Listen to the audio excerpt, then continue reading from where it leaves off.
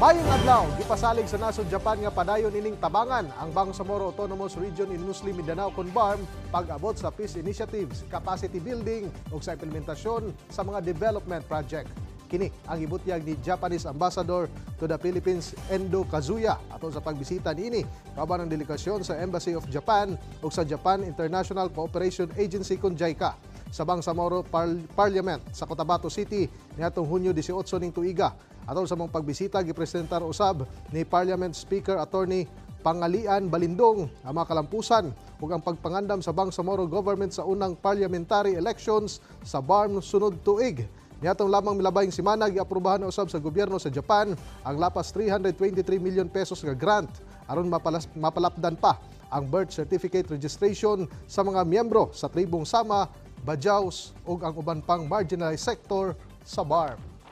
Samtang ginalantaw karon ang pag-institutionalize sa bagong Pilipinas Servisyo Fair kung asa magmuntar og center sa mga probinsya ug ibutang kini ang mga programa ug serbisyo sa gobyerno, din positibo usab. Sumala pa ang opisina ni House Speaker Martin Romualdez nga suportahan kini diha sa House of Representatives. Nga tumo nga matabangan ang katawhang Pilipino pinaagi sa paghatod og daghang programa ug serbisyo sa gobyerno.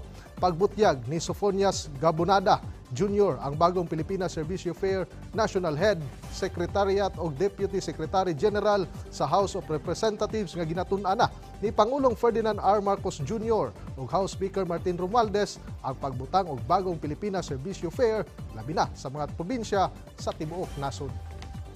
Para siyang isang mall na nandun na lahat ang 35 major government agencies where people can avail in one-stop shop mechanism the services being offered by the agency. We will be putting up one bagong Pilipinas Servisyo Center in every province nationwide. Ug mao kadtong mga nag-unang mga balita gikan dinhi sa PTV Davao, ako si Julius Pakot para sa Pambansang TV sa Bagong Pilipinas.